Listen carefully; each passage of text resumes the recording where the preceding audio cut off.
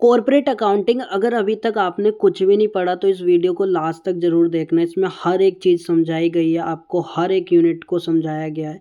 इस वीडियो को अगर आप देख ले तो एग्ज़ाम में आराम से आप सब कुछ करके आ सकते हो। सबसे पहले हम बात करते हैं कंपनी की। कंपनी क्या होती है? एक company is an artificial legal person. Company कोई एक इंसान नहीं है, एक आर्टिफिशियल लीगल पर्सन होती है, मतलब जिसको पेपर वर्क से बनाया गया है। Created under the provision of the company act. एक कंपनी एक्ट के थ्रू जो प्रोविज़न पास हुए हैं उसके थ्रू ये कंपनी बनी गई हो, मतलब पेपर वर्क के थ्रू बनी गई है, लॉ के थ्रू, है ना। इसके साथ एक ये सेपरेट लीगल एंटिटी है, मतलब कंपनी अलग होती है और ओनर अलग होता है। ये कंपनी का रूल है क्योंकि वो सेपरेट लीगल एंटिटी रखती है। परपेचुअल सक्सेशन का मतलब होता है कंपनी कभी मरती नहीं है। लोग बदलते रहेंगे, लोग चेंज होते रहेंगे, लोग आते जाते रहेंगे, पर कंपनी वही की वही रहेगी। लिमिटेड लाइबिलिटी मतलब लाइबिलिटी जो होती है वो लिमिटेड होती है, अनलिमिटेड नहीं होती, लिमिटेड होती है। जितने का उनका परसेंट होगा, जितने का शेयर होगा, उस हिसाब से उतनी दायित्व उसकी रखेगी। जैसे कोई व्यक्ति है, उसकी 15% का शेयर है तो 15% की ही उसकी लाइबिलिटी है, ठीक है, अगर लाइबिलिटी होती है तो। देखो, इसके बाद अगर हम जाने तो शेयर कैपिटल क्या होता है। अब शेयर कैपिटल से पहले अगर हम जाने तो शेयर क्या होता है। शेयर जैसे आपकी एक कंपनी है, समझ लो बस आपकी एक कंपनी है, आप पूरे ओनर हो इस कंपनी के, ठीक है। इसमें से आपने क्या किया, इतना हिस्सा किसी इंसान को दे दिया, किसी दूसरे अनदर पर्सन को दे दिया, इतना सा हिस्सा को 15% समझ लेते। 15% आपने इतने का अपनी कंपनी का 15% एक इंसान को दे दिया, मतलब इतना जो हिस्सा दिया इस हिस्से को ही शेयर कह देते। अब क्या किया आपने, इतनी ओनरशिप थी आप पे, फुल्ली ओनरशिप थी, आपने क्या किया 15% की ओनरशिप किसे दे दी, इस अनदर पर्सन को दे दी, उसको ही हम क्या कह देते हैं, शेयर कह देते हैं। तो अब जानते हैं शेयर कैपिटल क्या होता है। शेयर कैपिटल का मतलब ही होता है जब कंपनी एक अमाउंट लेती है पब्लिक से और उसके थ्रू उसको क्या दे देती है, पब्लिक को एक शेयर दे देती है। जैसे आपको आपने क्या किया था, इस अनदर वाले पर्सन को दिया था, ऐसी कंपनी क्या करेगी, अपनी ओनरशिप शेयर किसी लोगों को दे देगी और उनसे क्या ले लेगी, मनी ले लेगी, पैसा ले लेगी, उसको ही हम क्या कह देते हैं, शेयर कैपिटल कह देते हैं। Share capital refer to the amount raised by a company through the issue of share to the public. मतलब जैसे इनकी एक कंपनी थी और एक ही इंसान है, ये पब्लिक है, ठीक है। अब इन्होंने क्या किया, अपने ओनरशिप में से इतना सा हिस्सा इनको दे दिया, इतना शेयर इनको दे दिया और इससे क्या ले लिया, अमाउंट ले लिया, क्या कर लिया, पैसा ले लिया, तो उसको ही हम क्या कह देते हैं, शेयर कैपिटल कह देते हैं। अब जानते हैं शेयर ऑफ कैपिटल की टाइप्स क्या क्या हैं। सबसे पहला होता है ऑथराइज्ड कैपिटल। ऑथराइज्ड कैपिटल क्या होता है, जब भी एक कंपनी मैक्सिमम कैपिटल बता देती है जो लाइफ टाइम में वो कितना इशू कर सकती है, तभी उसको क्या कह देते हैं, हम ऑथराइज्ड कैपिटल कह देते हैं। क्या कह देते हैं, ऑथराइज्ड कैपिटल। जैसे कि जस्ट एग्जांपल उन्होंने सोचा 1 लाख हमारी ऑथराइज्ड कैपिटल है, कितनी, 1 लाख, उससे ज़्यादा वो कभी भी शेयर इशू नहीं कर सकते, सिर्फ 1 लाख तक ही कर सकते हैं। मैक्सिमम क्या है, 1 लाख ही है ऑथराइज्ड कैपिटल। इशूड कैपिटल क्या होता है, part of authorised capital offer to investor, मतलब 1 लाख में से उन्होंने कुछ हिस्सा इशू कर दिया, मतलब कि 50,000 समझ लो, 50,000 क्या करा उन्होंने, इशू कर दिया उस पब्लिक को जो आप शेयर खरीद सकते, इशू कर दिया, कितना करा, 50। 1 लाख भी कर सकता है पर 1 लाख से ज़्यादा इशू नहीं कर सकता क्योंकि ऑथराइज्ड कैपिटल कितनी है, सिर्फ हमारे पास 1 लाख है, ठीक है। सब्सक्राइब्ड कैपिटल क्या होता है, part of issue capital subscribe by the people, मतलब कि अगर ये 50,000 इन्होंने इशू करा था, उसमें से किसी 25,000 लोगों ने इंटरेस्ट दिखाया और उसको खरीद लिया, तो ये 25,000 क्या हो गए, आपके सब्सक्राइब्ड कैपिटल हो गए। जैसे कि आपने मेरे चैनल को सब्सक्राइब कर दिया तो आप क्या हो गए, मेरे सब्सक्राइबर हो गए। ऐसी कोल्ड अप कैपिटल क्या होगा, cold up capital amount cold from share holder, मतलब कि जितना भी हमने एक शेयर होल्डर से पैसा मांगा है, मतलब अब शेयर होल्डर क्या होता है, जो भी शेयर जिसको हम देते हैं, क्या करते हैं हम शेयर देते हैं और उसके पास ओनरशिप आ जाती है। क्या आ जाती है? ओनरशिप। तो उस ओनरशिप आ गई तो उसको हम क्या कह देते हैं? शेयर होल्डर कह देते हैं। जैसे कि पार्टनरशिप में पार्टनर होते हैं, वैसी कंपनी में क्या होते हैं? शेयर होल्डर होते हैं। और शेयर होल्डर पे क्या होता है? एक शेयर होता है, तभी उसको शेयर होल्डर हम कह देते हैं। अब शेयर होल्डर से हमने जितने पैसे मांगे उसको ही हम क्या कह देते हैं?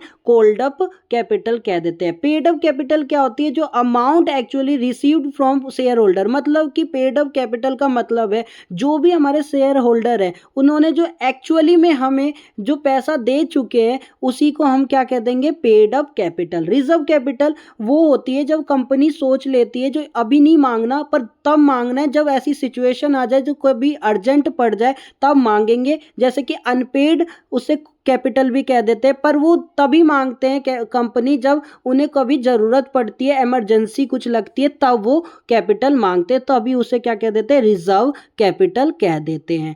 इसके बाद अब जानते हैं टाइप्स ऑफ शेयर क्या होते हैं। देखो टाइप्स दो होती है, इक्विटी शेयर और प्रेफरेंस शेयर। अब इक्विटी शेयर में क्या होता है? उस व्यक्ति को, जो भी इक्विटी शेयर का व्यक्ति होगा उसको वोटिंग राइट होगी, मतलब राइट टू वोट होगा, मतलब वोट कर सकता है, वो अपनी बात रख सकता है, कोई डिसीजन ले सकता है। वेरिएबल डिविडेंड, मतलब डिविडेंड क्या होगा? उसका फिक्स नहीं होगा, वेरिएबल होगा, चेंज होता रहेगा। अगर हुआ तो प्रॉफिट ले लेगा, पर लॉस होता है तो वो डिविडेंड नहीं लेगा। अब डिविडेंड क्या होता है? एक प्रॉफिट का कुछ छोटा सा हिस्सा, उसी को हम क्या कह देते हैं? डिविडेंड कह देते हैं। इक्विटी शेयर वाले व्यक्ति को क्या होता है? जब प्रॉफिट होगा तभी उसको उसका डिविडेंड मिलेगा, अगर प्रॉफिट नहीं हुआ तो नहीं मिलेगा। ये इक्विटी शेयर में होता है। इक्विटी शेयर ओनर ऑफ, ऐसी प्रेफरेंस शेयर इसका अपोजिट है। प्रेफरेंस शेयर में क्या है? फिक्स डिविडेंड मिलेगा, चाहे लॉस हो या प्रॉफिट, मुझे उससे मतलब नहीं है, मुझे डिविडेंड चाहिए, जो भी प्रेफरेंस शेयर के होते हैं। ऐसी प्रेफरेंस शेयर वालों को पेमेंट भी मिल जाएगी, चाहे उनका लॉस हो प्रॉफिट हो, उससे कोई मतलब नहीं, पर उन पे ओनरशिप नहीं होती, ओनरशिप नहीं होती उनके पास, प्रेफरेंस शेयर वालों के पास। और उन्हें वोटिंग राइट भी नहीं करने देते, वोटिंग के लिए भी उन्हें नहीं करने देते। पर इक्विटी शेयर में क्या होता है? वोटिंग कर सकते हैं, अपनी बात रख सकते हैं, और उसके साथ वो पूरी कंपनी के ओनर की तरह होते हैं। पर आप अगर देखो तो उन्हें डिविडेंड तब मिलेगी जब उनका प्रॉफिट होगा कंपनी का, तभी मिलेगी। अगर लॉस होता है तो उन्हें डिविडेंड नहीं मिलेगा, तो इस चीज़ को ध्यान रखना। आप टाइप्स ऑफ प्रेफरेंस शेयर में देखोगे तो क्यूमुलेटिव है, नॉन क्यूमुलेटिव है, पार्टिसिपेटिंग है, नॉन पार्टिसिपेटिंग है, रिडीमेबल है और कन्वर्टिबल है। तो इन सब को आप आराम से देख सकते हो। ऐसी इशू ऑफ शेयर को अगर हम समझे तो 3 प्रकार के देखो, एट पार और एट प्रीमियम और एट डिस्काउंट।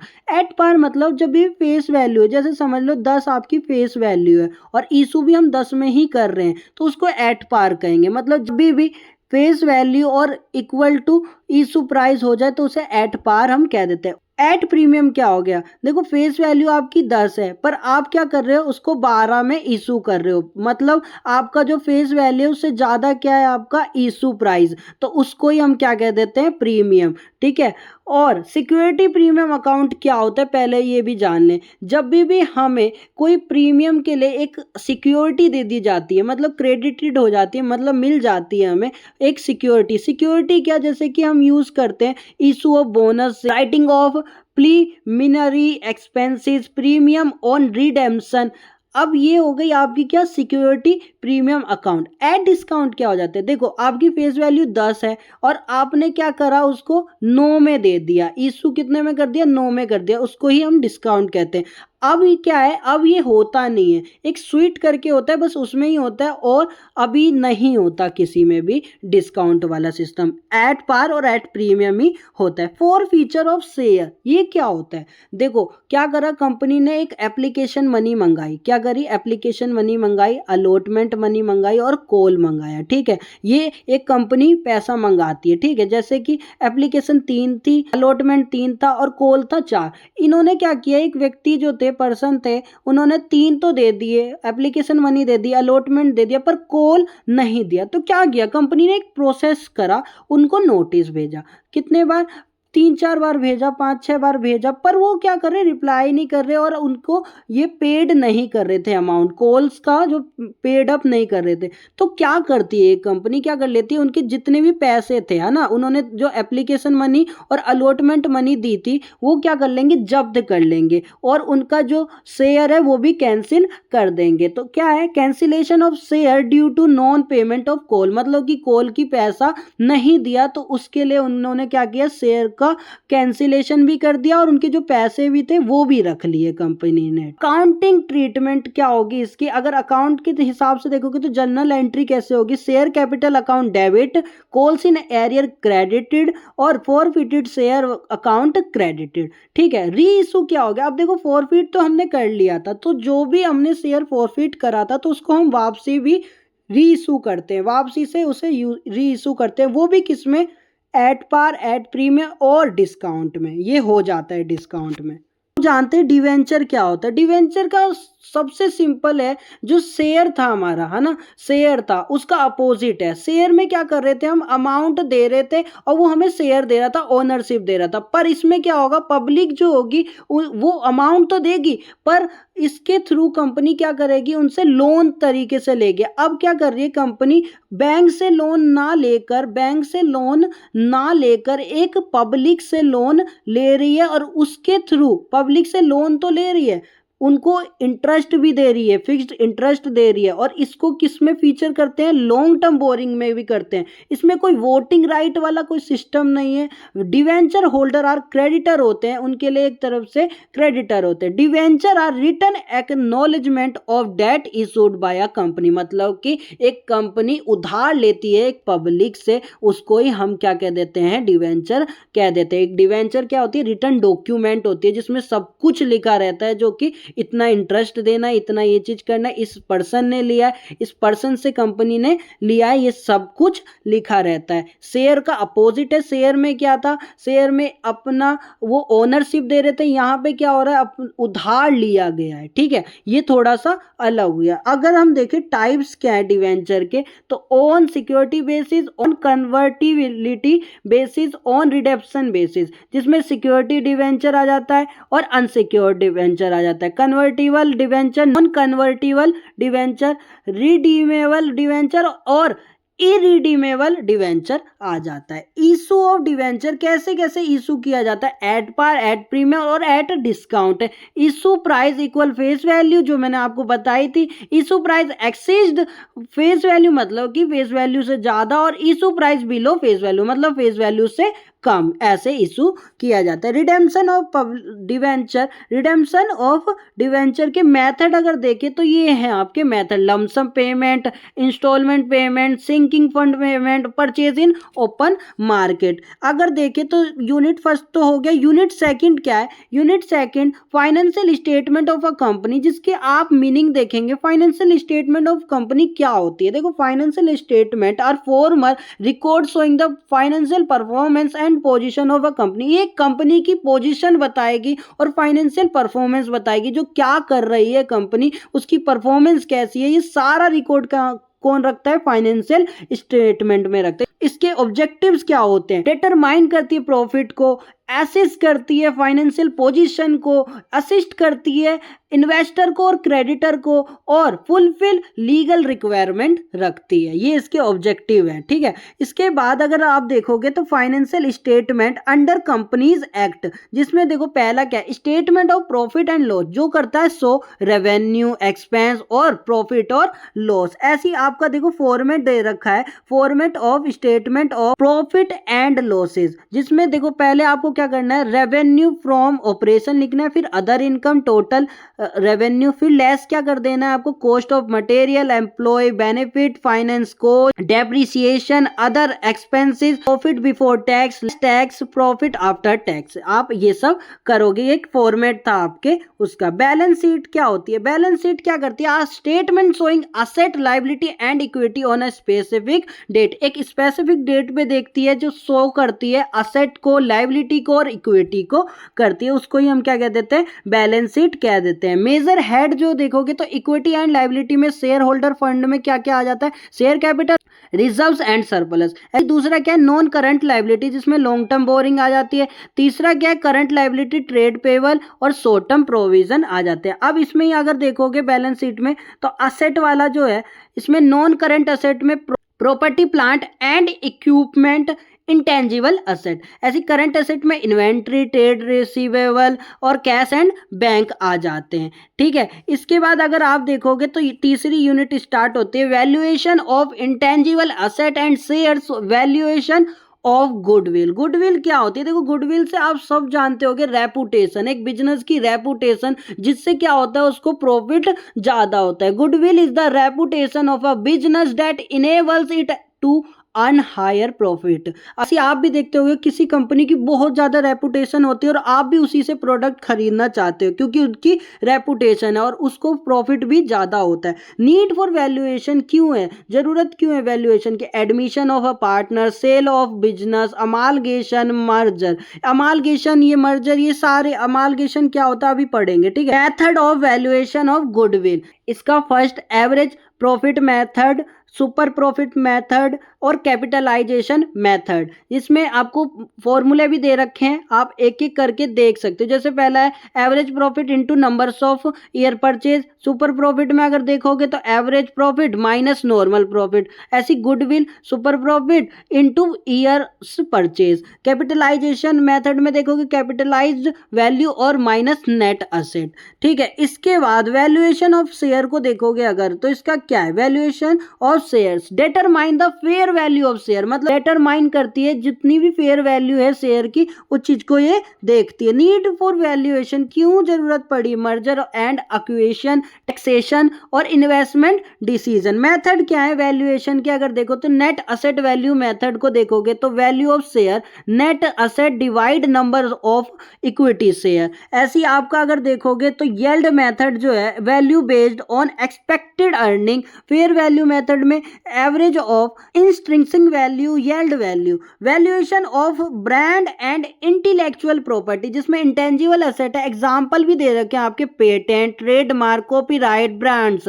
इंपॉर्टेंस क्या है, कॉम्पिटिटिव एडवांटेज मिलती है, रेवेन्यू जनरेट होती है, मार्केट रिकॉग्नाइज होती है। अब यूनिट 4 को देखो तो अमालगेशन एंड इंटरनल रिकंस्ट्रक्शन। अमालगेशन तो सबसे पहले जानते हैं अमालगेशन होता क्या है। जब भी दो कंपनी एक साथ मिलकर एक कंपनी बना दे, मतलब जैसे कि कंपनी ए है और कंपनी बी है और ये दोनों मिलकर ए बी कंपनी बना दे, उसको ही क्या कह देते हैं हम, अमालगेशन। जैसे कि बहुत सारे एग्जाम्पल है, वोडाफोन और आइडिया का देखो, वोडाफोन और आइडिया थे, उन दोनों मिल गए तो क्या बन गए, वी आई कंपनी बन गए। तो ये क्या होती है, अमालगेशन। क्या होती है, अमालगेशन। ऑब्जेक्टिव क्या होते हैं इसके, उद्देश्य क्या है, ग्रोथ करने की और एक्सपेंशन करने की। ठीक है, एलिमिनेशन ऑफ कंपटीशन, कंपटीशन को खत्म करने की। Economics of scale, better utilisation of resources, मतलब कि अच्छे तरीके से रिसोर्सेज, संसाधन को अच्छे से यूज करना, वो चीज इसकी एक ऑब्जेक्टिव है। टाइप्स ऑफ अमालगेशन को देखोगे तो amalgamation in the nature of merger, characteristic क्या है इसके, asset and liability transfer, share holder continue ownership. ऐसी आपका दूसरा टाइप से जो amalgamation in the nature of purchase, मतलब कि कैरेक्टरिस्टिक्स देखोगे, वन कंपनी एक्वायर अनदर और शेयर होल्डर में नॉट कंटिन्यू। जानते परचेज कंसिडरेशन क्या होता है, देखो amount paid by purchasing company to vendor company, vendor company को परचेजिंग कंपनी पेड कर रही है अमाउंट, तो उसको ही हम क्या कह देते हैं, परचेज कंसिडरेशन कह देते हैं। मेथड भी होते हैं इसके, purchase asset taken over minus liability taken over. Net payment method को देखोगे तो based on payment made through cash, shares और डिवेंचर। इंटरनल रिकंस्ट्रक्शन क्या होता है, जब एक कंपनी को लगता है जो हमारी कंपनी बहुत ज़्यादा पिछड़ चुकी है, लॉस में आ चुकी है, अगर हम अपने उधार जो ले रखे हैं हमने वो भी प्रोवाइड नहीं कर सकते, अगर पूरी असेट को बेच भी देते हैं तब भी, तो क्या करती है कंपनी, दोबारा से कोशिश करती है उसी उसी कंपनी को दोबारा से अच्छे से बनाने की, तो उसके लिए उसे क्या क्या करना पड़ेगा, उसे ये करना पड़ेगा जितने भी उसके क्रेडिटर होंगे उनसे बोलना पड़ेगा भाई थोड़ा सा कम कर दो। ऐसे करते करते वो अपनी फाइनेंशियल पोजीशन को अच्छा करेगी। बैंक जहाँ से बैंक से लोन लिया होगा उसको बोल दिया होगा, अगर 1 लाख का लोन ले रखा होगा तो बोल दिया होगा हमारा 20,000 ही कम कर दो, इतना कर दो। तो ये क्या हुआ, एक तरफ से अपनी कंपनी को बंद भी नहीं कर रहे हैं और कोई नई कंपनी भी नहीं खोल रहे, उसी कंपनी को दोबारा से अच्छे से कर रहे हैं। तो इसको ही इंटरनल रिकंस्ट्रक्शन कह देते हैं। Reorganisation of capital without liquidating the company, मतलब बिना बंद करे हुए एक अपनी दोबारा से ऑर्गेनाइजेशन को अच्छे से बनाकर उसको ही हम क्या कह देते हैं, इंटरनल रिकंस्ट्रक्शन। ऑब्जेक्टिव क्या होता है, एलिमिनेट एक्यूमुलेट लॉसेस, अपने लॉस को एलिमिनेट करना, इंप्रूव करना अपने फाइनेंशियल पोजीशन को, रिड्यूस करना कैपिटल बर्डन को, रीऑर्गेनाइज करना असेट और लाइबिलिटी को। मेथड अगर देखोगे तो इसके मेथड भी हैं, reduction of share capital, revaluation और सेटलमेंट ऑफ लाइबिलिटी। क्या है, reduction in face value, cancellation of unpaired capital, increase और डिक्रीज असेट वैल्यू, रिडक्शन और कन्वर्जन ऑफ लाइबिलिटी। यूनिट 5 जो लास्ट यूनिट है आपकी, कॉर्पोरेट फाइनेंशियल रिपोर्टिंग। क्या होता है ये corporate financial reporting, refer to disclosure of financial information to stakeholder, मतलब जितने भी स्टेक होल्डर होते हैं जैसे कि बैंक हो गया, गवर्नमेंट हो गई, क्रेडिटर हो गए, या कोई भी आपकी जो भी कंपनी के बारे में जानना चाहता है, इंफॉर्मेशन लेना चाहता है, उनको क्या है एक सटीक इंफॉर्मेशन देना, कोई गुमराह नहीं करना, कुछ गलत इंफॉर्मेशन नहीं देना, जिससे वो आपके शेयर खरीदे। आपकी पूरी रिपोर्टिंग देख के, आपकी पूरी फाइनेंशियल रिपोर्टिंग देख के ही वो शेयर खरीदता है कोई भी स्टेक होल्डर। तो इसके ऑब्जेक्टिव क्या है, प्रोवाइड करना ट्रांसपेरेंसी, मतलब कि एक पारदर्शी रखना, मतलब कि कुछ छुपाना नहीं, हर एक व्यक्ति को पता चलना चाहिए जो इस कंपनी में क्या है। कुछ चीज़ें अगर हमने असेट है हमारी 5 लाख की और हम लिख के क्या दिखा रहे हैं फाइनेंशियल अकाउंटिंग में, फाइनेंशियल स्टेटमेंट में, अपनी रिपोर्टिंग में क्या दिखा रहे हैं हमारा 12 लाख का है, तो ये गलत हो जाएगा, तो ये ट्रांसपेरेंसी नहीं होगी। तो पर इसमें क्या है, ट्रांसपेरेंसी रखनी पड़ती है, हेल्प करता है डिसीजन मेकिंग। अगर कोई शेयर खरीदना चाह रहा है आपकी कंपनी का तो ऐसे ही नहीं खरीदेगा, हर चीज़ पता होगी उसे, जो हाँ ये चीज़ सही है, इसमें असेट इतनी है, लायबिलिटी इतनी है, हर चीज़ें उसे ट्रांसपेरेंसी के थ्रू पता चल जाती है। तो उसको क्या है, डिसीजन करने में आसानी होती है। एंश्योर करता है अकाउंटेबिलिटी, एक जिम्मेदारी है आपकी जो ये करना चाहिए। कंपाइल विद रेगुलेशन, एक रूल और रेगुलेशन के हिसाब से ही चलता है। यूजर ऑफ फाइनेंशियल रिपोर्टर, कौन कौन यूजर होते हैं, देखो मैंने अभी तो आपको बताया था, पर इंटरनल यूजर और एक्सटर्नल यूजर दो होते हैं, ठीक है। इंटरनल यूजर में मैनेजमेंट एम्प्लॉय, मतलब कि जो आपकी कंपनी में काम कर रहे हैं, देखो मैनेजमेंट है और एम्प्लॉय है, वो आपके इंटरनल यूजर हो गए। एक्सटर्नल जो देखो बाहरी होते हैं, इन्वेस्टर हो गए, क्रेडिटर हो गया, गवर्नमेंट हो गया, पब्लिक हो गया, ये क्या हो गए आपके एक्सटर्नल यूजर हो गए। अकाउंटिंग स्टैंडर्ड को समझे तो accounting standard are guideline ensuring uniform accounting practice, मतलब जितनी भी हम अकाउंटिंग प्रैक्टिस कर रहे हैं उसको जो गाइडलाइन दे रहा है वो अकाउंटिंग स्टैंडर्ड के थ्रू इंश्योर किया जाता है अकाउंटिंग प्रैक्टिस में।